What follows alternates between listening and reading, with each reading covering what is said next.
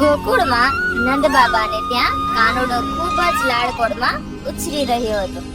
ગાયો ચરાવી, પોતાના મિત્ર સાથે રમવું અને વાંસળી વગાડવી, કાનુડો આખો દિવસ મસ્તીમાં સમય પસાર કરતો હતો. દર વર્ષે સારા વરસાદની આશાએ ગોકુળના લોકો ભગવાન ઇન્દ્રનો યજ્ઞ કરતા અને ભોગો ધરાવતા. કાનુડાને આ વાત વિચિત્ર લાગી. કાનુડાએ ગોકુળવાસીઓને ઇન્દ્રના બદલે પોતાની આસપાસની પ્રકૃતિ એટલે ગોવર્ધન પર્વતની પૂજા કરવા સમજાવી. ગામવાળા તો કૃષ્ણની વાત સાથે સંમત થયા.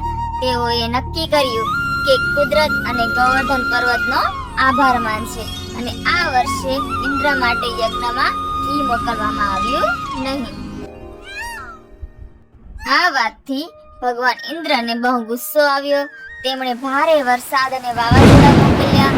અતિવૃષ્ટિથી વૃંદાવનમાં પાણી ભરાઈ ગયું અને લોકો ડરી ગયા.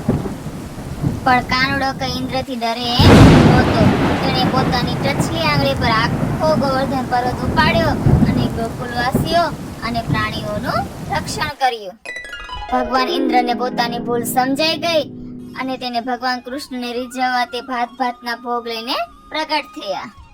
કૃષ્ણએ સૌને એક મહત્વનો પાઠ શીખવ્યો કે આપણી આસપાસની પ્રકૃતિને સાચવવી અને સંકટ સમયે બધાને એકબીજાની મદદ કરવી.